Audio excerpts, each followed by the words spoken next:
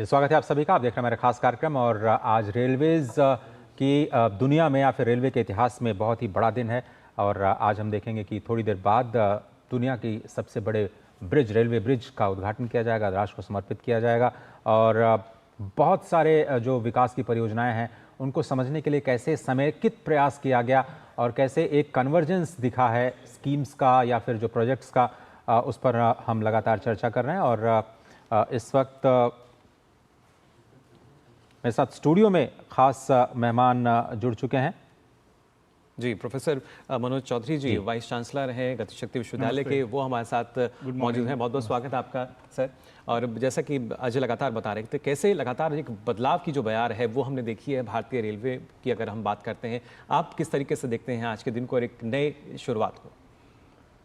आज का दिन एक बहुत ही ऐतिहासिक दिन है, जिस दिन हम उधमपुर श्रीनगर बारामूला रेल लाइन, जिसके अंदर में 943 ब्रिजेज और 36 टनल्स हैं, ये वहाँ की विषम भौगोलिक परिस्थितियाँ देखते हुए एक बहुत ही चुनौतीपूर्ण प्रोजेक्ट था जो कंप्लीट हुआ। ये सिर्फ कनेक्टिविटी नहीं है।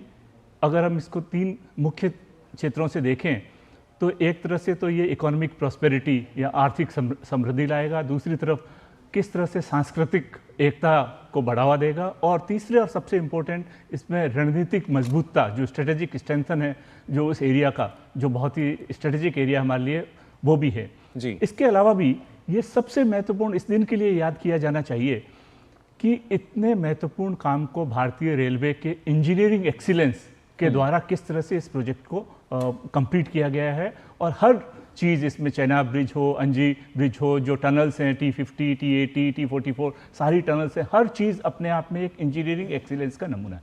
जी बिल्कुल। और इसमें क्योंकि जब हम बात करें, एक बड़ी उपलब्धि है भारतीय रेलवे के लिए, कितना समय इसको हम मान सकते हैं जो पूरा प्रोजेक्ट है जिसको कंप्लीट होने में लगा है?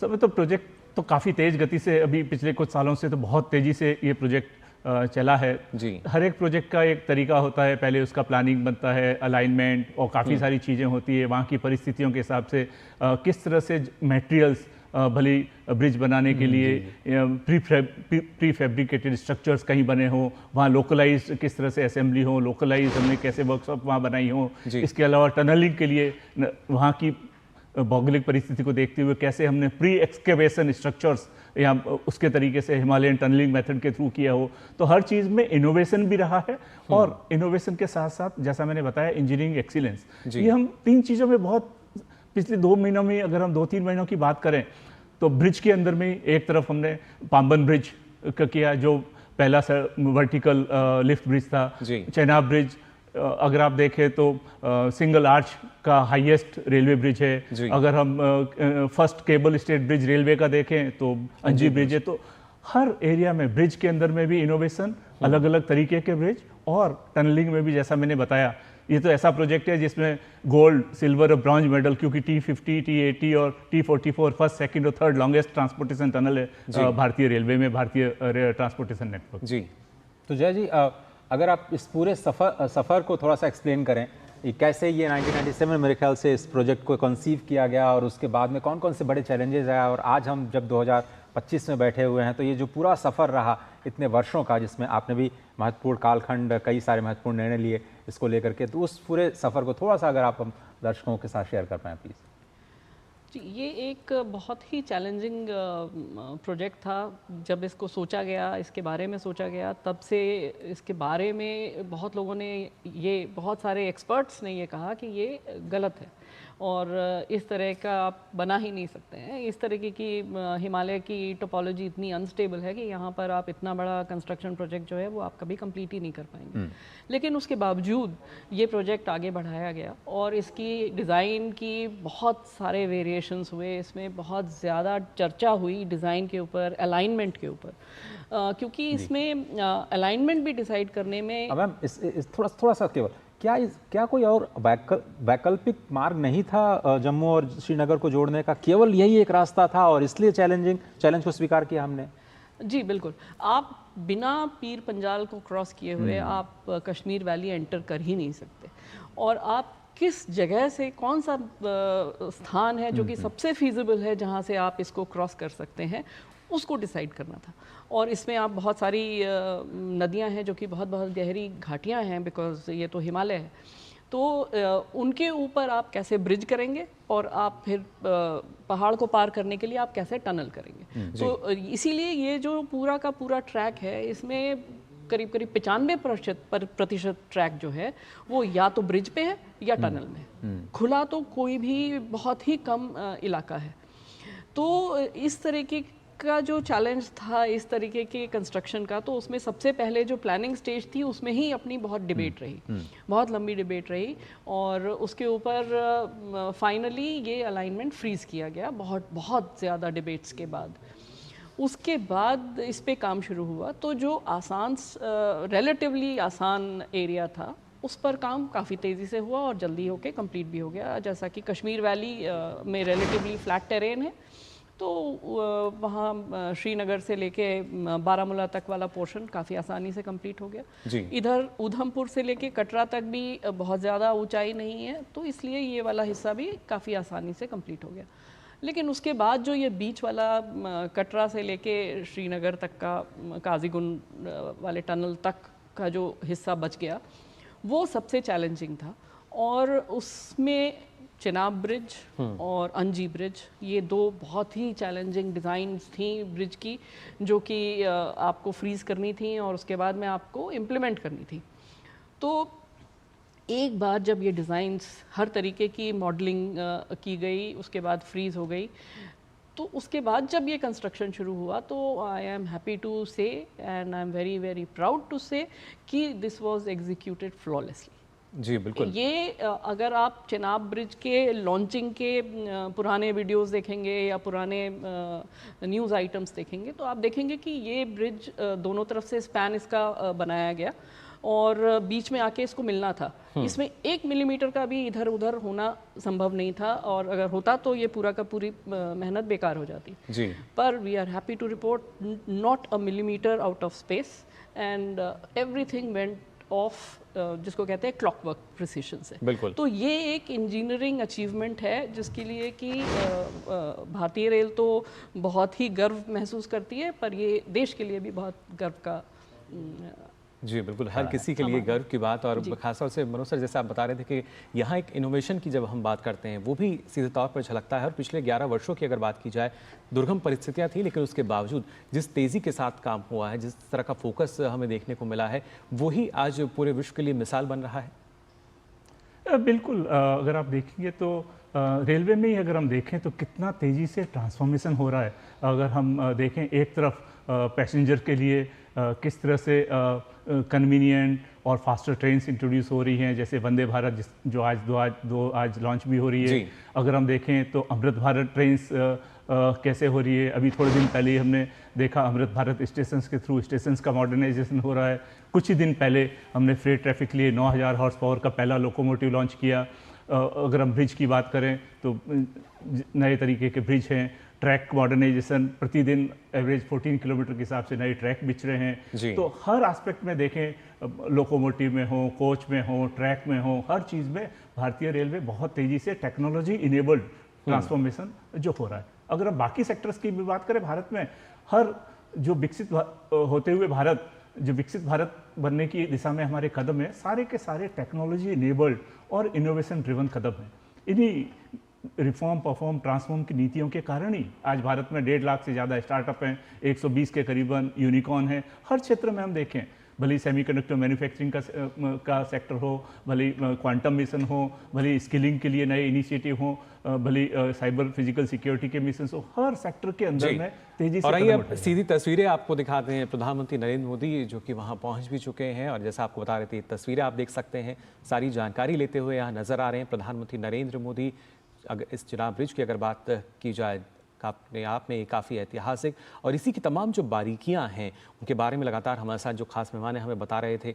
ये व्यू पॉइंट जिस जगह पर अभी फ़िलहाल प्रधानमंत्री नरेंद्र मोदी यहाँ नज़र आ रहे हैं, आप देख सकते हैं दूर से ही कितना अगर देखा जाए अपने आप में ये चिनाब ब्रिज किस तरीके से ऐतिहासिक है, इसकी लंबाई की हम बात करें, ऊंचाई की बात की जाए, या जिस तरीके तकनीक का इसमें इस्तेमाल किया गया है, तमाम वो जानकारी यहाँ लेते हुए नजर आ रहे हैं प्रधानमंत्री नरेंद्र मोदी। बिल्कुल सही कहा आपने, और ये बहुत ही ऐतिहासिक तस्वीरें हैं और एक तरह से बहुत बड़ा सपना पूरा हुआ है खुद प्रधानमंत्री नरेंद्र मोदी का, जिन्होंने तमाम मुश्किलों के बावजूद इस बात का फैसला लिया कि हम इस चुनौतीपूर्ण प्रोजेक्ट पर आगे बढ़ेंगे और भारत की तकनीक का इस्तेमाल करते हुए, भारतीय रेल की इंजीनियरिंग मार्वेल का इस्तेमाल करते हुए हम तमाम मुश्किलों को पार करते हुए इस बड़े प्रोजेक्ट पर काम करेंगे। और आज ये नतीजा हमारे सामने है कि दुनिया का सबसे ऊंचा पुल, जहां पर इस वक्त प्रधानमंत्री नरेंद्र मोदी आप देख रहे हैं तस्वीरों में, अब से थोड़ी देर पहले ये चिनाब ब्रिज की बहुत ही खूबसूरत तस्वीरें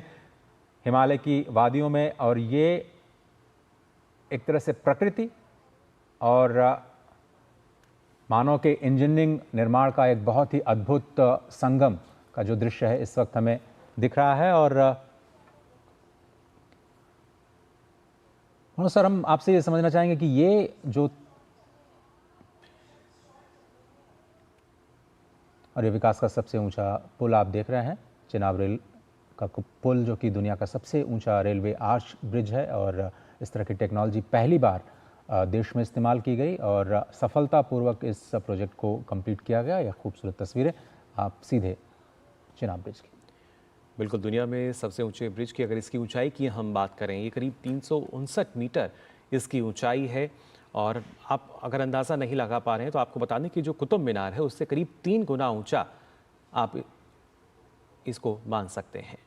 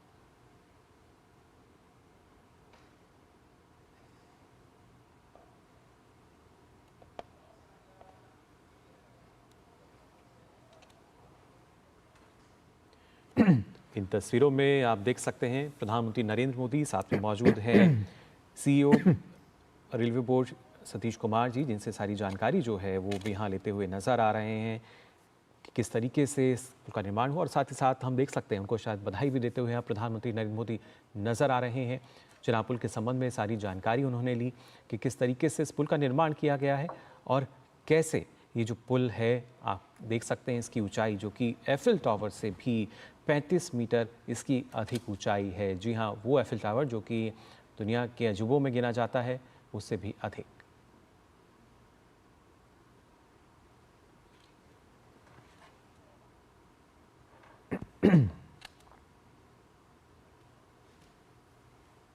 और ये बहुत ही विपरीत परिस्थितियों में बनाया गया प्रोजेक्ट है जो आज हम सभी के सामने है, और एक सफल मेक इन इंडिया का नायाब नमूना। और इस पर अब रेल संचालन की जो प्रक्रिया है वो शुरू कर दी जाएगी। यात्री ट्रेन के साथ साथ जो मालगाड़ियाँ हैं उसके लिए भी इसको बनाया गया है। और आज एक तरह से हम कहें तो जम्मू कश्मीर भारत के साथ पूरी तरह से रेल नेटवर्क के साथ जुड़ चुका है। कश्मीर की जो घाटी है वो देश के रेल नेटवर्क से जोड़ी जा चुकी है। पर्यटन, कारोबार, यात्रा, इसमें जो नई संभावनाएं हैं वो जम्मू कश्मीर की अर्थव्यवस्था को सकारात्मक रूप से प्रभावित करेंगी। और ये भारत की मेक इन इंडिया की इंजीनियरिंग शक्ति का एक वैश्विक प्रदर्शन भी है। आज पूरी दुनिया इन तस्वीरों को देख रही होगी और दुनिया के सबसे बड़े railway bridge,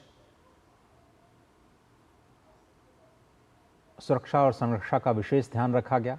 full proof testing के बाद इस प्रोजेक्ट को इम्प्लीमेंट किया गया। दुनिया के सबसे ऊंचे रेलवे आर्च ब्रिज पर इस वक्त आप प्रधानमंत्री नरेंद्र मोदी को देख रहे हैं और समुद्र तल से या नदी तल से अगर इसकी ऊंचाई देखें तो 360 मीटर के करीब। और ये यूरोप के मिलो वायाडक्ट जो कि 343 मीटर है, उसको पीछे छोड़ते हुए अब ये दुनिया का सबसे ऊंचा पुल बन चुका है, राष्ट्र को समर्पित किया जा चुका है। बिल्कुल, और इसके साथ साथ वहाँ पर एक जो प्रदर्शनी है उसका भी अवलोकन करते हुए यहाँ नज़र आ रहे हैं प्रधानमंत्री नरेंद्र मोदी। आप देख सकते हैं रेलवे बोर्ड के चेयरमैन CEO सतीश कुमार सारी जानकारी देते हुए। टनलिंग की लगातार हम बात कर रहे थे, किस तरीके से जो टनलिंग है काफ़ी महत्वपूर्ण रही, साथ ही केंद्रीय मंत्री भी मौजूद और वहाँ के जो कर्मचारी हैं तमाम जिन लोगों की लगातार मेहनत रही है उनसे बातचीत करते हुए, फिलहाल संवाद करते हुए नज़र आ रहे हैं प्रधानमंत्री नरेंद्र मोदी। और ये प्रधानमंत्री की खासियत रही है कि ये जब भी किसी प्रोजेक्ट के कंप्लीशन पर जाते हैं तो जिन श्रम शक्ति का उसमें इस्तेमाल किया गया है, उनके साथ जो जुड़े हुए लोग हैं उनके साथ मिलना वो कभी नहीं भूलते। और अलग अलग जगहों पर हमने देखा है कि प्रधानमंत्री लगातार उनका उत्साह वर्धन करने के लिए उनसे खुद बातचीत करते हैं और उनका धन्यवाद करते हैं, उनका सम्मान करते हैं। और ये भारत की श्रम शक्ति को दिया गया सम्मान भारत की ओर से, भारत के प्रधानमंत्री की ओर से हमेशा से उनकी ये एक अलग पहचान रही है नेतृत्व की कि खुद वो जिस सपने को देखते हैं, तमाम मुश्किलों के बावजूद हर कठिनाई पर, हर बाधा पर पार पाते हुए उसको पूरा करना और उसके बाद उसमें जितने भी लोग शामिल हैं उन सभी को एक साथ लेकर के चलना और देश को सफल प्रोजेक्ट देना, ये प्रधानमंत्री की कार्यशैली का एक अभिन्न हिस्सा है और हर परियोजनाओं में ये बहुत स्पष्ट दिखाई देता है। सीधे तौर पर इन तस्वीरों में भी हम देख सकते हैं किस तरीके से संवाद करते हुए नजर आ रहे हैं प्रधानमंत्री नरेंद्र मोदी यहाँ पर और जानकारी लेते हुए कि कैसे जो पूरा ये प्रोजेक्ट है इसकी शुरुआत हुई। चुनाव नदी उसके ऊपर ये दुर्गम सेतु, विश्व का सबसे ऊंचा आर्च सेतु जिसका निर्माण किया गया और आज इसका उद्घाटन होने जा रहा है। लेकिन उससे पहले तमाम जो बारीकियां हैं उनकी जानकारी ली प्रधानमंत्री नरेंद्र मोदी ने और व्यू पॉइंट पर भी जाकर हमने आपको तस्वीरें दिखाई, जिसके बाद यहाँ जो प्रदर्शनी है उसका अवलोकन किया। प्रधानमंत्री नरेंद्र मोदी ने सारी जानकारी जो है वो ली और जैसा आज आप बता रहे थे कि जहाँ भी प्रधानमंत्री नरेंद्र मोदी जाते हैं जिस तरीके से उनका ऑरा रहा है, जब हम कर्मयोगी श्रमयोगी की बात करते हैं तो लगातार उसी को और ज़्यादा सार्थक करते हुए, उसी को चरितार्थ करते हुए नज़र आते हैं प्रधानमंत्री नरेंद्र मोदी। और वहाँ कोई भी प्रोजेक्ट हो, उस एक बड़ा प्रोजेक्ट जहाँ पे लगातार जो मेहनत रही है, जो कर्मचारी हैं, वहाँ के जो श्रमिक हैं, उन सभी को सम्मान देते हुए नज़र आते हैं। और बीते 11 वर्षों में जो सरकार ने विज़न और संकल्प दिखाया, ख़ासतौर पर भारतीय रेलवेज़ को लेकर के, उसका फ़ायदा किस तरह से जम्मू कश्मीर को मिलता हुआ दिखाई दे रहा है। आज उसकी ये तस्वीरें आपने देखी थोड़ी देर पहले। चिनाब ब्रिज, अब से थोड़ी देर बाद जो अंजी ब्रिज है उसको भी समर्पित किया जाएगा। ये सब इंजीनियरिंग मार्वल्स आज पूरी दुनिया के सामने है और स्पष्ट संदेश पूरी दुनिया को यही कि भारत शांति के साथ समृद्धि पर विश्वास रखता है और विकास की ये जो गाथा है वो भले ही मुश्किलें आएँ लेकिन उनको पीछे छोड़ते हुए, हर मुश्किल पर काबू पाते हुए हम आगे बढ़ेंगे। थोड़ी देर कुछ दिनों पहले की बात करें तो जम्मू रेलवे डिवीज़न का निर्माण किया था, स्वयं प्रधानमंत्री नरेंद्र मोदी ने इसका उद्घाटन किया और जनवरी 2025 में उत्तर रेलवे के तहत नए जम्मू रेलवे डिवीज़न का उद्घाटन किया गया। उसका मुख्यालय भी जम्मू शहर में ही है। 6 जनवरी को इस डिवीज़न की शुरुआत की गई और ख़ास तौर पर जम्मू कश्मीर, लद्दाख और हिमाचल और पंजाब के जो कुछ हिस्से हैं उनके पूरे रेल परिवहन की जो आवश्यकताएं हैं उसको बेहतर करने के लिए जो फिरोजपुर डिवीज़न है उससे अलग कर दिया गया। कुछ जो फ्रेट टर्मिनल्स हैं, काफ़ी इंपॉर्टेंट फ्रेट टर्मिनल्स हैं इस पूरे डिवीज़न में, जिनको अब अलग से फोकस्ड तरीके से देखा जाएगा। और जनवरी 2025 में अगर आप देखें तो जम्मू डिवीज़न के 111 किलोमीटर जो लंबा बनिहाल कटरा खंड है उस पर जो सुरक्षा निरीक्षण है उसका काम पूरा किया गया और अब जम्मू कश्मीर घाटी के बीच जो ट्रेन संपर्क का मार्ग पूरी तरह से प्रशस्त हो चुका है। तस्वीरों में आप देख रहे हैं कि इस बड़ी परियोजना में जो भी मुश्किलें आईं उसकी जानकारियाँ प्रधानमंत्री को दी गई और आज कर्मयोगियों के साथ भी मुलाकात करने का उनका कार्यक्रम रहा। बिल्कुल, और उससे पहले की ये तस्वीरें जब प्रधानमंत्री नरेंद्र मोदी यहाँ पर पहुँचे, जानकारी लेते हुए नजर आए, और ये वो चेनाब ब्रिज जिस पर हम देखेंगे अब से कुछ देर बाद इसका उद्घाटन होगा। फतेह भारत ट्रेन जो है वो इस पर फराटा भरती हुई नज़र आएगी, और उसके साथ साथ एक प्रोजेक्ट कि कैसे एक से दूसरे क्षेत्र जो हैं उनको हम जोड़ सकते हैं, कैसे जो समय है उसकी हम बचत कर सकते हैं, कैसे लगातार विकास जो है उसको और गति दे सकते हैं, लोगों को रोज़गार मुहैया करा सकते हैं, कनेक्टिविटी अच्छी होगी, इंफ्रास्ट्रक्चर का निर्माण हमने किया है, और उसी की बदौलत आज पूरा विश्व जो है भारत की इस आधुनिक तकनीक को भी देख रहा है, और कहीं ना कहीं इच्छा भी कर रहा होगा कि कैसे इस तकनीक को अगर आवश्यकता है तो वो भी अपना सकें। लेकिन अपने आप में अगर देखा जाए ये काफ़ी ऐतिहासिक, विश्व का, पूरी दुनिया का सबसे ऊंचा आर्च ब्रिज जो है चेनाब ब्रिज, इसका आज उद्घाटन होने जा रहा है। और उससे पहले प्रधानमंत्री नरेंद्र मोदी यहाँ पहुँचे, उन्होंने देखा किस तरह से ये है, और दूर से जब हम देखते हैं तो आप भी अंदाज़ा लगा सकते हैं कि कितनी ऊंचाई पर ये जो ब्रिज है चेनाब ब्रिज, चेनाब नदी के ऊपर जिसको बनाया गया। और जैसा कि हमारे साथ जो खास मेहमान हैं वो बता रहे थे कि कई ऐसी चुनौतियां इसके सामने आई जब हम टनल की बात करते हैं, वो भी इस तरह के क्षेत्र में जिस तरह जहां पर जो भौगोलिक परिस्थितियां हैं वो पूरी तरीके से प्रतिकूल रहती हैं, लेकिन उसके अनुसार धीरे धीरे अगर देखा जाए चरणबद्ध तरीके से जो काम है वो लगातार किया गया।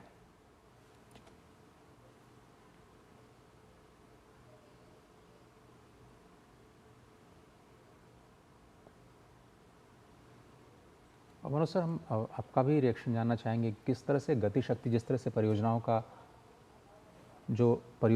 के बारे में जानकारी ले रहे हैं, जो हमें फोकस गति शक्ति पर हमने देखा है, उसका असर कितना आपको लग रहा है भारतीय अर्थव्यवस्था पर आने वाले दिनों में भी आप देखते हैं? गति शक्ति नेशनल मास्टर प्लान ये इसलिए बनाया गया था अक्टूबर 2021 में कि किस तरह से हम टेक्नोलॉजी का सहारा लेकर अपने प्रोजेक्ट्स का बेहतर प्लानिंग करें। तो प्लानिंग स्टेज में हम आने वाली सारी संभावित बाधाओं को पहले से ही परिकल्पना करके जी कैसे आगे बढ़े। पहले ये लगातार तस्वीरें अपने दर्शकों को हम दिखा रहे हैं जहां पर प्रधानमंत्री नरेंद्र मोदी पहुंचे हैं, जानकारी ले रहे हैं, प्रदर्शनी का अवलोकन उन्होंने किया, जो कर्मचारी वहां मौजूद थे उनसे बात की। और ये अगर देखा जाए एक प्रभावशाली और अगर कहें प्रधानमंत्री नरेंद्र मोदी का, जहां भी जाते हैं तो एक नई ऊर्जा का संचार करते हैं, और वहाँ पे जो तमाम कर्मचारी हैं उनके चेहरों से आप उस ऊर्जा को महसूस कर सकते हैं कि किस तरीके से प्रधानमंत्री जब उनसे बात कर रहे थे, और उससे पहले ये जो पूरा प्रोजेक्ट है कैसे जो दुर्गम पहाड़ियाँ हैं उनसे होकर गुजरा है चेनाब नदी के ऊपर, जब किस तरीके से इसको बनाया गया, अलग अलग टनल्स की अगर बात की जाए जिनका निर्माण हुआ है, वो अपने आप में काफ़ी महत्वपूर्ण, जिसकी सारी जानकारी प्रधानमंत्री नरेंद्र मोदी यहाँ लेते हुए नज़र आए। और जैसा हम आपको लगातार बता रहे हैं कि किस तरीके से जो ये दुनिया का सबसे ऊंचा रेलवे आर्च ब्रिज है, इसकी ऊंचाई की अगर बात की जाए जो दुनिया में अजूबों में शामिल है एफिल टावर, उससे भी 35 मीटर अधिक। और खासतौर से लगातार मनोज जी जैसा आप बता रहे थे, क्योंकि काफ़ी दुर्गम परिस्थितियां हमारे सामने रहती हैं जब इस तरह के जो प्रोजेक्ट्स हैं उन पर काम शुरू होता है, लेकिन आज की जो तारीख है, आज का जो समय है वो अपने आप में कितना महत्वपूर्ण, क्योंकि जो एक लक्ष्य लेकर हम चले थे वो लक्ष्य आज शायद पूरा हो चला है, विकास इसके ज़रिए और फराटा बढ़ता हुआ नज़र आएगा।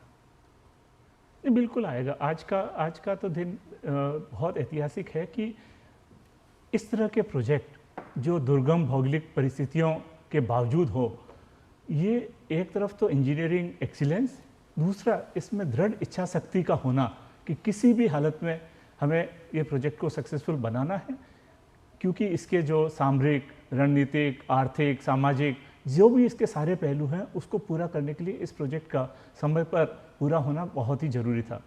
तो इस बात पे जिस तरह की भी बाधाएं आए तो हमको हर हालत में, जो पूर्व प्रधानमंत्री अटल बिहारी वाजपेयी जी कहा करते थे कि बाधाएं आती है आए, घिरे प्रलय की घोर घटाएं, निज हाथों से हंसते हंसते आग लगाकर चलना होगा, कदम मिलाकर चलना होगा। तो इसमें जो गति शक्ति की भावना भी ये है कि किस तरह से हम वेरियस मिनिस्ट्रीज और डिपार्टमेंट्स के बीच में सिनर्जी बनाकर कदम मिलाकर चले, ताकि आने वाली सारी बाधाओं को हम दूर करके अपने सारे प्रोजेक्ट को टाइम पे भी पूरा कर सकें और उसमें होने वाले कॉस्ट एस्केलेशन को भी हम किस तरह से कंट्रोल या मिनिमाइज या जीरो कर सकें। जी, और खासतौर से जया जी, आप भी इस बात से सहमत होंगे, इस तरह की जो रणनीति है उसकी काफ़ी समय से लगातार आवश्यकता चल रही थी, लेकिन अब उसी का जो परिणाम है हमारे सामने है, क्योंकि एक एग्जीक्यूशन जो है वो काफ़ी महत्वपूर्ण होता है, और वो भी जब पूरी तरीके से सफल तस्वीरें आज हमारे सामने हैं तो।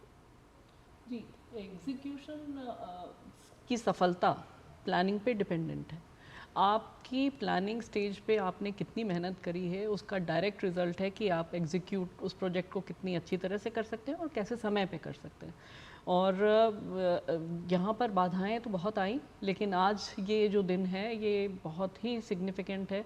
ये भारतीय रेल के लिए तो सबसे बड़ी उपलब्धि है। इंडिपेंडेंस के बाद सबसे दुर्गम जो कंस्ट्रक्शन का चैलेंज भारतीय रेल ने पूरा किया है, वो आज के दिन कलमनेट हो रहा है। जी बिल्कुल, और एक उपहार अगर देखा जाए, विकास का उपहार ना सिर्फ जम्मू कश्मीर बल्कि पूरे देश को हम कह सकते हैं, क्योंकि जम्मू कश्मीर के जो लोग हैं उनको तो उसका लाभ मिलेगा ही, भारत से बल्कि बाहर के जो देश हैं उनसे भी जब लोग आते हैं और वो यहाँ पे जब घूमने जाएंगे तो जाहिर तौर पर वो भी इस अजूबे को देखना चाहेंगे कि किस तरीके से भारत की जो आधुनिक तकनीक है वो लगातार काम कर रही है, कैसे कनेक्टिविटी को बेहतर बनाया जा रहा है। लेकिन उससे पहले हर एक बारीकी जो है वो यहाँ जानते हुए नज़र आ रहे हैं प्रधानमंत्री नरेंद्र मोदी। सही कहा आपने। और चिनाब ब्रिज जो दुनिया का सबसे ऊंचा रेलवे आर्च ब्रिज है, को बताएं कि ये भूकंपीय 5 के क्षेत्र में स्थित माना जाता है। ब्रिज 2 पहाड़ों के बीच में बना है, जो आपने तस्वीरें देखी। और ये परियोजना से जुड़ी कुछ तस्वीरें आज एक छोटी सी एग्जीबिशन के ज़रिए प्रधानमंत्री को उन तमाम प्रोजेक्ट्स के में जो बाधाएं आ रही थी उनके बारे में जानकारी दी गई, कैसे उसको इम्प्लीमेंट किया गया, किन मुश्किलों के बीच में इन टनल्स का निर्माण किया गया। और तेज़ हवाओं की वजह से जो विंड टनल फिनोमेना काफ़ी मुश्किल, एक बड़ी मुश्किल के तौर पर, इस पूरे चुनौती के तौर पर इस पूरे प्रोजेक्ट के सामने आ रहा था, कैसे उसको डिज़ाइन किया गया कि आप उन प्रकृति के बीच में से विकास का रास्ता निकालने का प्रयास करते हैं। गिंजा मैम, सुरक्षा के लिहाज से अगर हम देखें तो सभी के मन में ये होगा कि इतने लंबे जो रेलवे ट्रैक पर इतने सारे पुल्स का निर्माण, इतने सारे टनल्स का निर्माण, तो सुरक्षा व्यवस्था की क्या एकीकृत कुछ व्यवस्थाएं की गई हैं? और बिल्कुल आप सुकून के साथ विश्वास के साथ, जैसे हम भारतीय ट्रेन पर बिना किसी झिझक के बैठते हैं और ये विश्वास करके बैठते हैं कि आप मंजिल तक पहुंच ही जाएंगे, तो ये भी पूरी तरह से सुरक्षित परियोजना आज हमारे सामने है। जी बिल्कुल, बल्कि इसको तो हम कहेंगे कि ये भारतीय रेल का सबसे सुरक्षित ट्रैक है, क्योंकि जो इस ट्रैक का की ज्योमेट्री है, इसकी जो जिस तरह से ये बनाया गया है, ये बैलास्टलेस ट्रैक है और ये एक बहुत ही मजबूत और बहुत ही स्मूथ ट्रैक है। इसमें ये ध्यान रखा गया है कि इसमें सबसे ज़्यादा ग्रेडियंट जो है वो 1/100 से ज़्यादा नहीं हो, स्टीप नहीं हो, और इसकी जो राइड फैक्टर है वो बहुत ही स्मूथ है, क्योंकि ये एक बैलास्टलेस ट्रैक है और लॉन्ग वेल्डेड रेल्स लगी हुई हैं। इसकी हेल्थ की मॉनिटरिंग जो है वो कंप्लीटली कंप्यूटराइज्ड है। जितने भी इम्पोर्टेंट ब्रिजेस हैं, टनल्स हैं, उसमें कंप्यूटर एडेड टेक्नोलॉजी लगी हुई है, कैमरास लगे हुए हैं, मॉनिटर्स लगे हुए हैं, जो कि कंटिन्यूसली इन सारे स्ट्रक्चर्स की हेल्थ मॉनिटर करती रहती है। और एक सेंट्रल लोकेशन पे भी इसकी अवेलेबिलिटी है। रीजनल सेंटर्स पे तो है ही, जहाँ से अगर ज़रूरत पड़े तो इमीडिएटली रिस्पॉन्ड किया जा सकता है, और उसके अलावा एक सेंट्रल लोकेशन पर भी इसकी मैसेज आती रहे, इंफॉर्मेशन आती है। साथ ही इसके जो मेंटेनेंस की प्रैक्टिसेस हैं वो बिल्कुल डिफरेंट हैं। ये मैकेनाइज मेंटेनेंस, सारी mechanise maintenance and technology driven maintenance है। इसकी स्पेशलाइज्ड मेंटेनेंस के लिए यहाँ पर अलग से डिपोज बनाए गए हैं, जो कि बहुत बड़े हैं, और भारतीय रेल में कहीं भी इस तरीके की मेंटेनेंस फैसिलिटी नहीं है। तो उस मेंटेनेंस के हिसाब से ये और कंस्ट्रक्शन के हिसाब से ये भारतीय रेल का सबसे सुरक्षित ट्रैक है, सबसे सेफ और सबसे कंफर्टेबल। जी बिल्कुल, और उसकी जो मजबूती है वो ज़ाहिर तौर पर हम देख सकते हैं जिस तरीके से तेज़ रफ्तार की जो हमारी वंदे भारत ट्रेन है वो इससे गुजरेगी। अब से कुछ देर बाद वो तस्वीरें भी हम अपने दर्शकों को दिखाएंगे। और ख़ासतौर से मनोज जी, अगर देखा जाए, क्योंकि रियल टाइम मॉनिटरिंग और उसके साथ साथ आधुनिक सेंसर का जिस तरीके से अब उपयोग है, तो हम मान सकते हैं कहीं ना कहीं रेलवे के आधुनिकीकरण की तरफ जब हम बढ़ रहे हैं, ये बेहद ही आवश्यक था।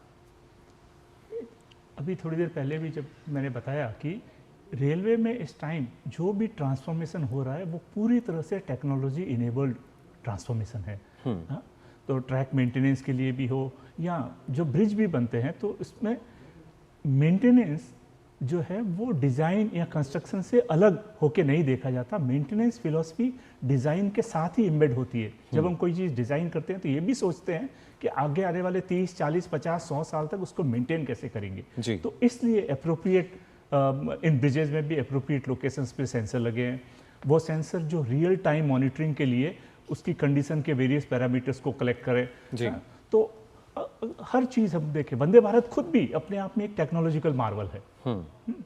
अगर हम सुरक्षा की दृष्टि से देखें, हम लोग डिमांड फोरकास्टिंग करें, हर चीज़ पूरी तरह से टेक्नोलॉजी आधारित है। तो पूरे भारत ये रेलवे में टेक्नोलॉजी इनेबल्ड, अभी लोकोमोटिव भी 9000 हॉर्स पावर का लॉन्च हुआ, तो एक तरह का टेक्नोलॉजिकल इनोवेशन के ऊपर आधारित वो भी एक चीज़ है। तो टेक्नोलॉजी तो एक की सेंट्रल रोल है। और ये कहना कोई अतिशयोक्ति नहीं है कि रेलवे एक कॉम्प्लेक्स ऑपरेशंस ऑर्गेनाइजेशन तो है ही, पर उससे भी ज़्यादा रेलवे एक हाई एंड टेक्नोलॉजिकल ऑर्गेनाइजेशन है। तो रेलवे के अंदर में टेक्नोलॉजी का इस्तेमाल हर जगह है। तो यानी हम मान सकते हैं कि जब नई नई तकनीक की बात हम करते हैं तो कैसे उसको अपनाना है, कैसे उसका इस्तेमाल करना है, और कैसे उसको देश की सेवा के लिए, जो जनता की सेवा है, कैसे उनकी सुविधाओं को हम बढ़ा सकते हैं।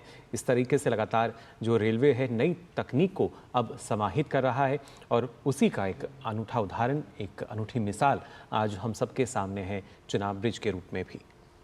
कुछ सही कहा आपने। और दुर्गम इलाके में बनाया गया ये मौसम की चरम स्थितियों को सहन करने में पूरी तरह से सक्षम है। बताया जा रहा है कि 260 किलोमीटर प्रति घंटे की अगर हवा की रफ्तार भी आए तो भी ये पुल सामना कर सकता है। इस तरह से इसको डिज़ाइन किया गया है, इस तरह से इसको बिल्ड किया गया है। और ड्यूरेबिलिटी भी बताई जा रही है, 120 सालों तक इसकी रहने की उम्मीद है।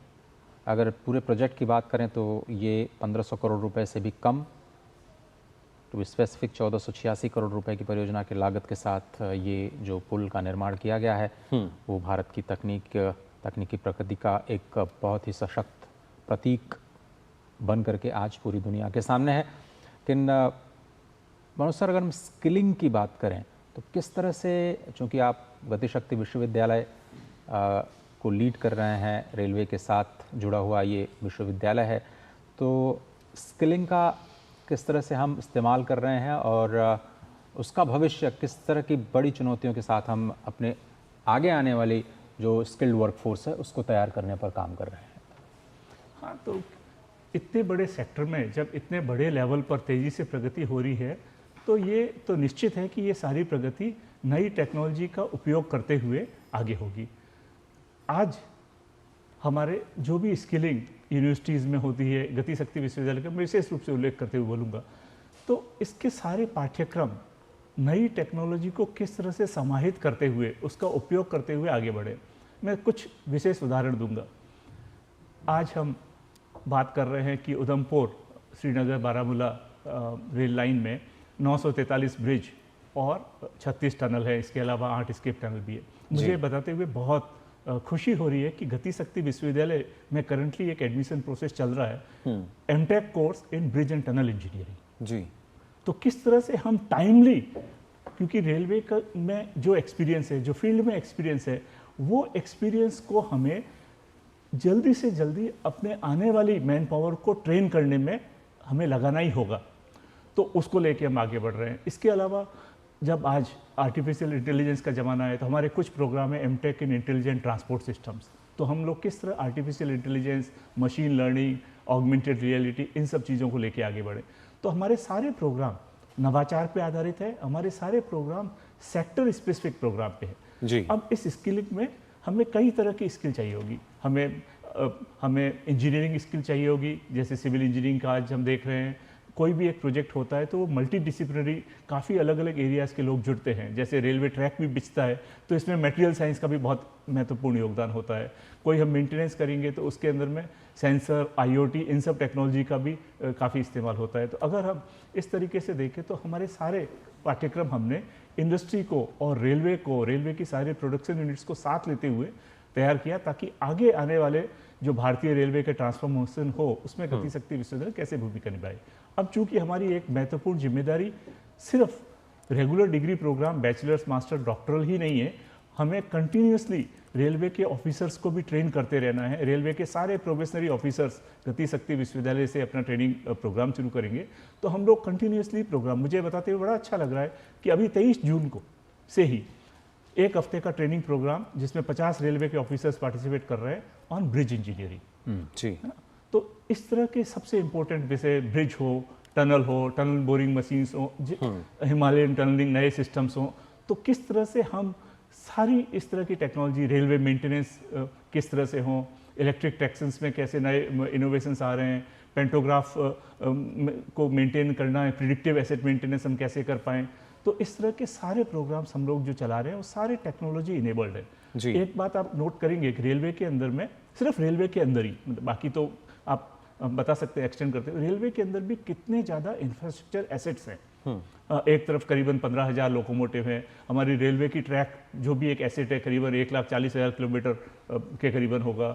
इसके अलावा हमारे पास 7,300 के ऊपर रेलवे स्टेशन है जो हमारी एसेट है, जिसका मॉडर्नाइजेशन हो रहा है। हमारे पास में करीबन 90,000 के आसपास कोच है जी। हमारे पास करीबन 4-5 लाख वैगन्स हैं। तो ये सब एसेट्स हैं। इन एसेट्स को मेंटेन करना और कैसे ये सोचना कि हम कंडीशन बेस्ड मॉनिटरिंग करें। हम पुराने ज़माने की तरह नहीं सोचें कि हर 6 महीने में 1-2 हफ्ते के लिए वर्कशॉप बंद करके या वहाँ पे हम सिर्फ मेंटेनेंस का काम करेंगे। तो एक नई टेक्नोलॉजी का इस्तेमाल करके रियल टाइम मॉनिटरिंग कैसे हो, रियल टाइम मेंटेनेंस कैसे हो, ये सारे टेक्नोलॉजिकल पहलू जो है जो हमारे पाठ्यक्रम में शामिल है। और जिस तरह के ट्रेनिंग प्रोग्राम हम चलाते हैं, रेलवे के लिए चलाते हैं, एविएशन के लिए चलाते हैं, शिपिंग के लिए, रोड्स एंड हाईवे के लिए, एविएशन, लॉजिस्टिक्स से सारे सेक्टर्स के लिए। अब मुझे बताते बड़ी खुशी हो रही है कि हमारे यहाँ पे अभी पिछले कुछ ही दिनों पहले इंडियन आर्मी के ऑफिसर्स ट्रेन होके गए, इंडियन एयरफोर्स के ऑफिसर्स ट्रेन होके गए, कंटेनर कॉर्पोरेशंस के ऑफिसर ट्रेन होके गए। तो पूरे ट्रांसपोर्टेशन और लॉजिस्टिक सेक्टर और मुख्य रूप से रेलवे के लिए हम लोग बहुत ट्रेनिंग प्रोग्राम, रेलवे और सारी मंत्रालय, सारे अलग अलग रेलवे सेक्टर की सारी कंपनीज और भारतीय रेलवे के साथ मिलकर चला रहे हैं। जी बिल्कुल। और खासतौर से जया जी, जो ये रेलवे का एक ट्रांसफॉर्मेशन अगर हम देखें तो कहीं ना कहीं ये भारत के भविष्य को एक मजबूती देता हुआ नजर आ रहा है। जी बिल्कुल। जो भारतीय रेल के ऊपर इतनी एम्फेसिस है उसमें एक बहुत बड़ा कारण ये है कि अगर हमें विकसित भारत बनाना है तो हमें अपने लॉजिस्टिक कॉस्ट को कम करना है।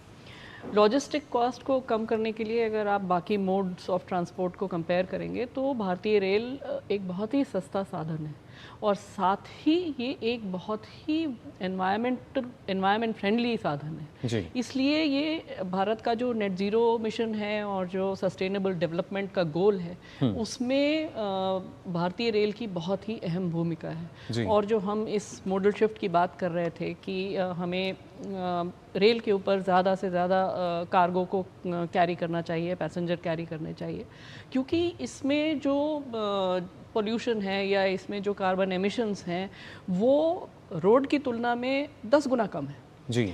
और अगर आपको इस विश्व को जिंदा रखना है, सस्टेनेबल रखना है, तो हमें डेवलपमेंट तो चाहिए ही। विकास के बिना तो कोई प्रगति संभव ही नहीं है जी। लेकिन विकास कैसा, जो कि सस्टेनेबल हो और जो कि इस पृथ्वी को नुकसान नहीं पहुंचाए, मानव जीवन को कोई नुकसान नहीं पहुंचाए। तो इसीलिए जो इलेक्ट्रिफिकेशन का भी टारगेट है भारतीय रेल का और भारतीय रेल का नेट ज़ीरो का जो टारगेट है 2030 का जी। वो भी एक बहुत अहम डेवलपमेंट का टारगेट है। ये जो पर्टिकुलर लाइन है उधमपुर बारामूला, इसमें ये तो कम्प्लीटली इलेक्ट्रिफाइड है ही। इसके साथ ही भारतीय रेल पूरे के पूरे नेटवर्क को, ब्रॉडगेज नेटवर्क को 100% इलेक्ट्रीफाई करने की ओर अग्रसर है और बहुत ही जल्दी ये कंप्लीट हो जाएगा। तो बिल्कुल, तो देखिए लगातार अगर देखा जाए कई ऐसे प्रोजेक्ट्स हैं जो अब धीरे धीरे सामने आएंगे और उन्हीं की वजह से कहीं ना कहीं जो देश का विकास है उसको गति मिलती नज़र आएगी। गति शक्ति जब हम कहते हैं तो ये गति हमारे देश को मिल रही है, देश के विकास को मिल रही है, जिसके आधार पर अगर देखा जाए तो कहीं ना कहीं जो देश की अर्थव्यवस्था है वो मजबूत होती हुई नज़र आ रही है। लगातार तस्वीरें आपके साथ हम साझा कर रहे हैं। प्रधानमंत्री जब यहाँ चुनाव ब्रिज का हमने यहाँ पहुँचे थे, प्रदर्शनी का अवलोकन किया, अंजी ब्रिज पर भी प्रधानमंत्री जाएंगे और अपने आप में वो भी अगर देखा जाए एक नायाब नमूना हम उसको कह सकते हैं भारतीय इंजीनियरिंग का। और ख़ासतौर से मनोज जी, क्योंकि जैसा आपने कहा कि अब जो ट्रेंड है वो लगातार जो कर्मचारी हैं, अधिकारी, उनको इसीलिए किया जा रहा है कि जो नई तकनीक है कैसे उसको अपनाया जाए। तो कहीं ना कहीं जो एक बाज़ार की मांग है या समय के साथ किस तरीके से तकनीक को हमें अपनाना चाहिए, पहले शायद हम थोड़ा पीछे रह जाते थे, लेकिन आज ये नया भारत है जो तकनीक के साथ मेल करके लगातार आगे बढ़ रहा है। बिल्कुल, अब भारत फॉलोअर या फास्ट फॉलोअर नहीं रहा जी। बहुत सारे एरियाज में हमने प्रोएक्टिव स्टेप्स उठाए हैं। कुछ फंडामेंटल स्टेप्स की जैसे मैं बात अगर करूं जी, India AI mission, artificial intelligence के इस जमाने में एक तरफ अमेरिका की एनवीडिया और कई सारी कंपनीज, दूसरी तरफ चाइना में डीप सीक जैसा हमने सुना। तो भारत ने भी अपने एआई मिशन को स्ट्रेंथन करने के लिए तीनों चीज़ों में कंप्यूट पावर को कैसे बढ़ाएं, उसके लिए जीपीयू हमने काफ़ी सारे कंप्यूट पावर इकट्ठा किया। हमने भारत के अंदर में प्रोजेक्ट चल रहा है कि हम किस तरह से लार्ज लैंग्वेज मॉडल्स को आगे बढ़ाएं, जो कि भारत के डेटा को यूज़ करते हुए, भारत की विशेषता को यूज़ करते हुए हमारे अनुरूप सॉल्यूशन बनाएं। जी, ये वो दिन नहीं है जो दशकों पहले दुनिया में कई टेक्नोलॉजी बनती थी और वो ऐसे कैसे भारत में आती थी और भारतीय मानकों के हिसाब से उसको हम यहाँ ट्राई करते थे अडेप्ट करने की या थोड़ा बहुत चेंज करने की, कस्टमाइज करने की। अब हम नई टेक्नोलॉजी भारत के हिसाब से बनाना चाहते हैं। इसी तरह हम देखें क्वांटम टेक्नोलॉजी, जो आगे वाले फ्यूचर में पूरा का पूरा कम्युनिकेशन, कंप्यूटिंग और सिक्योरिटी के लिए बहुत ही इंपॉर्टेंट है। अगर हम देखें तो भारत में नए टेक्नोलॉजी और रिसर्च को बढ़ावा देने के लिए ही अनुसंधान नेशनल रिसर्च फाउंडेशन की स्थापना हुई। उसका बजट भी इस साल में बहुत इंपॉर्टेंट एलोकेशन 50,000 करोड़ से ऊपर हुआ। अगर आप देखें तो स्किलिंग इनिशिएटिव को बढ़ाने के लिए बहुत ही इंपॉर्टेंट स्टेप्स उठाए गए कि किस तरह हम न सिर्फ हमारे टॉप इंस्टीट्यूट पे ध्यान दें बल्कि आईटीआई और डिप्लोमा लेवल को भी हम किस तरह से हमारे इंस्टीट्यूट्स का हम ट्रांसफॉर्मेशन करें। तो 3-4 जो चीज़ें चाहिए होती है किसी भी एक ऑर्गेनाइजेशन को या किसी भी कंट्री को सक्सेस होने के लिए।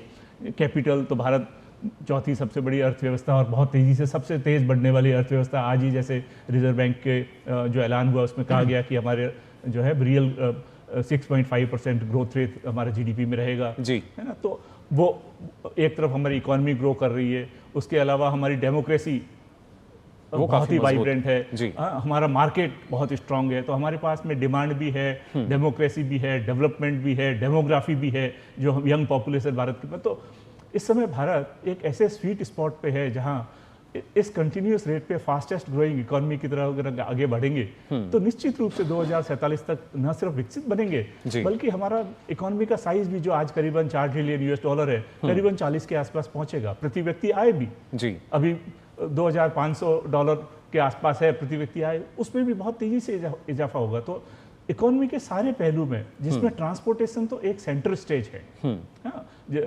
पैसेंजर को ले जाने में, माल को एक जगह से दूसरी जगह ले जाने में, क्योंकि ये पूरा का पूरा ट्रेड सिस्टम ही ट्रांसपोर्टेशन पे बेस्ड है।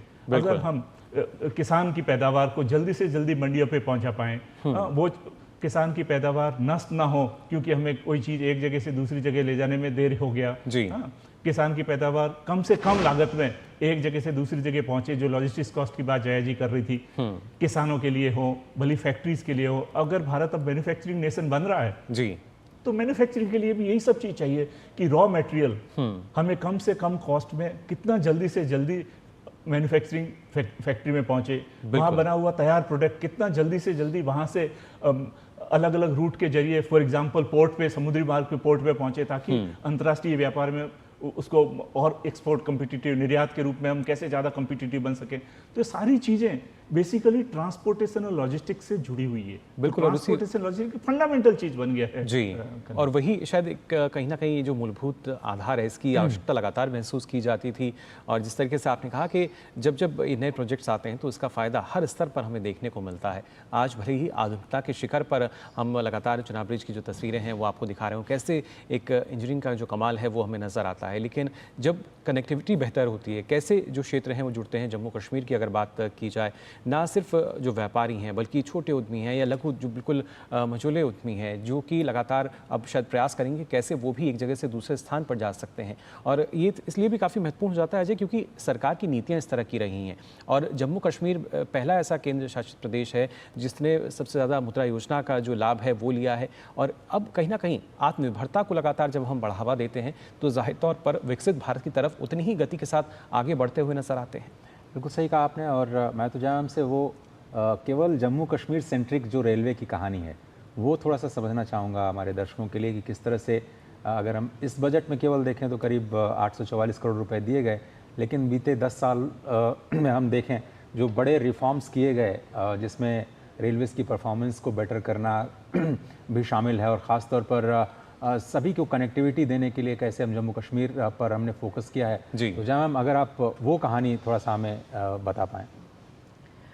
देखिए, इसमें अगर समझना है हमें कि कैसे किसी भी रीजन का विकास होता है अगर वहाँ पे कनेक्टिविटी इम्प्रूव होती है। आप सिर्फ इसी प्रोजेक्ट की अगर बात करें, सिर्फ इसी रीजन स्पेसिफिक डेवलपमेंट की बात करें जी। तो ये प्रोजेक्ट जैसे जैसे बढ़ता गया और इससे वैली की कनेक्टिविटी धीरे धीरे नीचे प्लेन्स की तरफ आती गई, जो रिस्पांस लोकल ट्रेन्स को मिला। यहाँ पर EMU सर्विसेज सबसे पहले चलनी शुरू हुई और DMU चलती थी, फिर इलेक्ट्रिफिकेशन के बाद EMU हुई। इससे जो लोकल लोग हैं जिनको रीजनल कनेक्टिविटी मिली और जिनको ये ट्रांजिट का एक बहुत सुगम साधन मिला, वहाँ पर जब हम लोग गए और लोगों से बात हुई, इतनी खुशी थी कि सिर्फ इस बात की कि जिस व्यक्ति को वहाँ से जम्मू तक पहुँचने में मिनिमम 24 घंटे लगते थे, वो अब कुछ घंटों में पहुँच सकते हैं। आधे रास्ते के बाद अगर रोड जैम हो गई, किसी भी कारण से कोई भी गतिरोध आ गया, हिमालय अनस्टेबल टोपोलॉजी है, लैंडस्लाइड्स हो सकती हैं, कुछ भी हो सकता है जिससे कि रोड जो है वो ब्लॉक हो सकती है, बर्फ़ गिर गई। इस तरह की किसी भी संभावना से परे ये रेलवे ट्रैक की कनेक्टिविटी है जो कि वहाँ के रहने वालों के लिए एक बहुत ही बड़ा कन्वीनियंस का साधन है जी। और ये एक ट्रांजिट ओरिएंटेड डेवलपमेंट है जो कि यहाँ पर इस पूरे रीजन की इकोनॉमी को चेंज कर रहा है। उनको अगर अपने सामान को बेचना है, उनको अगर बिजनेस मार्केट्स मिलनी है वो सुविधा से मिल रही हैं, उनको अपने काम के लिए यहाँ से वहाँ ट्रैवल करना है वो अब सुविधाजनक रूप से और कम समय में ट्रैवल कर सकते हैं। और as an offshoot of this development railway का इंफ्रास्ट्रक्चर या किसी भी इंफ्रास्ट्रक्चर का डेवलपमेंट जो है वो एक मल्टीप्लायर इफेक्ट का काम करता है इकोनॉमी पे। तो जितना भी आप इन्वेस्ट कर रहे हैं इन स्ट्रक्चर्स में जो कि अपने फिज़िकल कनेक्टिविटी के बाद जो डायरेक्ट आपको सुविधाएं देंगे और एडवांटेज देंगे वो तो अलग है, उसके अलावा जो उसके ऑफशूट है वो उसकी सब्सिडियरी इंडस्ट्रीज़, लेबर एट्सेट्रा का मल्टीप्लायर इफेक्ट है इकोनॉमी के ऊपर, जो कि उस पूरे रीजन की इकोनॉमी, देश की इकोनॉमी को इम्प्रूव करता है। एक और सिंपल एग्जांपल है इसी रीजन का कि इस जगह पे काम करने के लिए आपके पास आने जाने का कोई साधन नहीं था, कोई रोड्स कुछ नहीं थी जिसको कि आप यूज़ करके इतनी भारी इक्विपमेंट और मटेरियल को आप वहाँ तक पहुँचाएं कि आप ये इस प्रोजेक्ट को कंस्ट्रक्ट कर सकें। तो सबसे पहले रोड्स बनाई गई। यहाँ पर जितनी रोड्स इस प्रोजेक्ट के लिए बनी हैं उससे ये जितने भी अनकनेक्टेड छोटे टाउनशिप्स और विलेजेस थे उनको एक बहुत मेजर कनेक्टिविटी मिली। सबसे बड़ी चीज़ ये हुई। और लैंड एक्विजिशन में भी कुछ दिक्कतें आई थी मैम, और शायद स्थानीय लोगों को इनकॉर्पोरेट करना पड़ा होगा इस पूरे प्रोसेस में, उनको साथ लेकर के चलना पड़ा होगा। बिल्कुल बिल्कुल, क्योंकि ज़रूर लैंड एक्विजिशन में हर जगह परेशानी आती है, यहाँ भी आई थी परेशानी, पर उसमें आपने लोगों के साथ काम किया, उनको बताया गया कि यहाँ पर इस प्रोजेक्ट के आने से कितनी बड़ी सुविधा मिलेगी और लोकल सपोर्ट बहुत ही महत्वपूर्ण भी है और यहाँ पर पूरा मिला। यहाँ पर जो लोकल लोग हैं वो इस प्रोजेक्ट से बहुत ही ज़्यादा खुश हैं, क्योंकि ये एक इतना दुर्गम इलाका है कि यहाँ पर connectivity is next to impossible, और आपने इतनी बढ़िया सुविधा दे दी जो कि वर्ल्ड क्लास है। बिल्कुल, और उसी सुविधा की लगातार हम कह सकते हैं कि जो वहाँ के लोग हैं, स्थानीय लोग, वो उम्मीद कर रहे थे, उन्होंने सपना ज़रूर इस बारे में देखा होगा और वही आज हम कह सकते हैं कि साकार होता हुआ नज़र आ रहा है। ना सिर्फ जो कनेक्टिविटी है वो उसके ज़रिए बेहतर हो रही है, बल्कि तमाम पुल जो कि इस दौरान बनाए गए हैं, 36 टनल हैं, 900 से अधिक इस तरह के जो पुल हैं, जो कि अपने आप में काफ़ी महत्वपूर्ण। लेकिन खासतौर से जब हम चिनाब सेतु की बात कर रहे हैं या अंजी सेतु की बात की जाए, ये दो ऐसे सेतु जो कि कहीं ना कहीं आज पूरे दुनिया के सामने एक अलग तरह की जो मॉडल है, इंजीनियरिंग है, और कैसे भारत का जो आधुनिकता है वो तकनीकी तौर पर देखी जा सकती है। खासतौर से मनोज जी, जब अंजी ब्रिज की भी हम अगर बात करें, जो केबल स्टेट की जब खासतौर से हम बात करते हैं, वो कितना महत्वपूर्ण होता है और किस तरीके से आवश्यकता होती है, क्योंकि अक्सर हम ये मानते हैं कि तो ऊंचाई और उसके साथ साथ जब बहुत वजन है तो आधार हमें मजबूत चाहिए, लेकिन यहाँ पे केबल के ज़रिए जो हमारा ये ब्रिज रहेगा, इसके बारे में अगर इस तकनीक के बारे में आप बताएं हमें। ब्रिज इंजीनियरिंग में देखें तो काफ़ी तकनीकी तौर पर प्रगति हुई। Simplest type of bridges, beams या कैंटिलीवर, वहाँ से होते हुए जो 3 अलग अलग तरह के ब्रिज का जब जिक्र किया कि अभी कुछ समय में सब रेलवे के द्वारा किए हुए, Pamban bridge, vertical lift bridge, Chenab bridge, single arch bridge, और अभी आप जो बात कर रहे हैं अंजी ब्रिज, ये फर्स्ट केबल स्टेट ब्रिज। अब इसके अंदर में हम देखते हैं कि 725 मीटर लंबा, मान लो आपने बताया एक सिंगल पाइलॉन पे टिका हुआ 193 मीटर जिसकी हाइट है, जिसके अंदर में आप बता रहे हैं कि करीबन अगर हम वेल्डिंग कंपोनेंट्स भी देखें, 96 जो के केबल्स लगे हुए हैं, वेल्डिंग कंपोनेंट्स भी अगर हम देखें तो ये भी करीबन 400 किलोमीटर के आसपास मतलब होगा उसमें टोटल। इस वेल्डिंग, जो मैं पहले भी कह रहा था कि कोई भी चीज़ बनाने के लिए कि हम डिज़ाइन किया, कंस्ट्रक्शन किया, और उस टाइम हम टेस्टिंग का कैसे ध्यान रख रहे हैं, तो इस तरह के जो इसमें कंपोनेंट्स हैं उसकी वेल्डिंग के लिए भी हमने जो है वो किस तरह से फेस्ड एरे अल्ट्रासोनिक जो टेस्टिंग मशीन्स का इस्तेमाल किया। तो अगर हम अलग अलग एरियाज में देखें तो ब्रिज को बनाने के लिए वहाँ की सॉइल मैकेनिक्स का स्टडी, वहाँ के लोड एनालिसिस, उसकी स्ट्रक्चरल हेल्थ मॉनिटरिंग के लिए हम क्या करेंगे, तो इस सारे पहलुओं को ध्यान रख के जो एक मोस्ट मॉडर्न जो फर्स्ट केबल स्टेट ब्रिज भारतीय रेलवे ने बनाया, तो वो तो हम सभी जानते भी हैं और कहते भी हैं, और हमें इस बात का बहुत गर्व है कि जो है ये अपने आप में एक इंजीनियरिंग मार्वल है। भारत में अपने पिछले कुछ सालों में देखें तो इस तरह के इंजीनियरिंग मार्वल कई हैं। स्टैच्यू ऑफ यूनिटी अगर आप गए होंगे, अगर आप देखेंगे तो न सिर्फ एक टूरिस्ट प्लेस है, एक दर्शनीय स्थल है, सरदार पटेल जी के लिए वहाँ पे है, पर अगर आप उसकी इंजीनियरिंग देखेंगे तो वो इंजीनियरिंग भी काबिले तारीफ है जी। तो हम इंजीनियरिंग के क्षेत्र में, टेक्नोलॉजी के क्षेत्र में हर नया प्रोजेक्ट भारत का जो है वो पिछली सारे माइलस्टोन्स को पार करके एक और नया कदम आगे बढ़ाता है। जैसा कि इसमें बात हुआ, इस प्रोजेक्ट में, पूरे प्रोजेक्ट में जो टनल्स हैं, जिसमें इस तरह की टनल्स हैं कि फर्स्ट लॉन्गेस्ट भी इसी प्रोजेक्ट में है, second longest in the India भी इसी प्रोजेक्ट में है, थर्ड लॉन्गेस्ट भी इसी प्रोजेक्ट में है तो, और इसके अंदर में पर्टिकुलरली टेक्नोलॉजी कि हमने किस तरह से हिमालयन टनलिंग सिस्टम का इस्तेमाल करके उस पर्टिकुलर भौगोलिक परिस्थिति के हिसाब से एक्सकेवेशन से पहले हमने क्या तैयारियां करी, हम किस तरीके से करते हैं कि रॉक्स में से पानी जितना हो सके निकले, ताकि हम टनल की स्टेबिलिटी के लिए न सिर्फ ड्रिल एंड ब्लास्ट और इसके आगे भी हम डी शेप या हम किस तरह से नई नई टेक्नोलॉजी को लेके किए। तो ये पूरा प्रोजेक्ट अपने आप में, और गति शक्ति विश्वविद्यालय ने तो तय किया है इस पूरे प्रोजेक्ट के ऊपर में हम ट्रेनिंग मॉड्यूल्स बनाएंगे, क्योंकि इंजीनियरिंग मार्वल्स में जो इंजीनियरिंग का अलग अलग नॉलेज इस्तेमाल किया गया है वो अब पाठ्यक्रम के रूप में पूरे विश्व में जाना जाना चाहिए कि हमने किस तरह का इंजीनियरिंग किया है, ताकि आने वाले लोग न सिर्फ ऑस्ट्रियन टनलिंग की बात करें, हिमालयन टनलिंग का सिस्टम का भी बच्चे पढ़ें और हमारे सारे इंजीनियर पढ़ें और आगे वाले समय में और नवाचार कर सकें। जी, और जब हम जो लर्निंग हमें मिली है इस पूरे प्रोजेक्ट से, भले ही इसमें थोड़ा सा मुश्किलें आई, भले ही थोड़ा सा वक्त लगा, थोड़ा सा कॉस्ट एस्केलेशन भी हुआ, लेकिन जो हमने सीखा उससे आगे जाते हुए इसको कहाँ कहाँ हम और कैसे इस्तेमाल कर सकते हैं, और अगर आप इसका मल्टीप्लायर इम्पैक्ट इकॉनमी पे इन जनरल कर पाएँ कि किस तरह से ये एक रेलवे के इतिहास में एक विकास का एक नया पैरामीटर या विकास की एक नई गाथा लिखता हुआ दिखाई दिया है एक्सपीरियंस के लिहाज से, और कैसे हम इसको भविष्य की योजनाओं के लिए प्रयोग कर पाएंगे? इस टनल से सीख तो बहुत तरह की मिली है, लेकिन जो सबसे बड़ा मेथड इससे निकल के आया है वो है हिमालयन टनलिंग मेथड। जी जी। और हमारे लिए हिमालय एक बहुत ही बड़ी श्रृंखला है जो कि एक नॉर्दर्न बॉर्डर है और बहुत ही स्ट्रेटेजिक इम्पोर्टेंस तो है ही। उसके अलावा उसके अपने डेमोग्राफिकल इम्पोर्टेंस है, उसमें कनेक्टिविटी और वहाँ के जो सिटीजन्स हैं उनको कनेक्टिविटी प्रदान करने एक बहुत बड़ा चैलेंज रहा है हमेशा के लिए। वहाँ पर आना जाना वैसे ही बहुत दुर्गम है।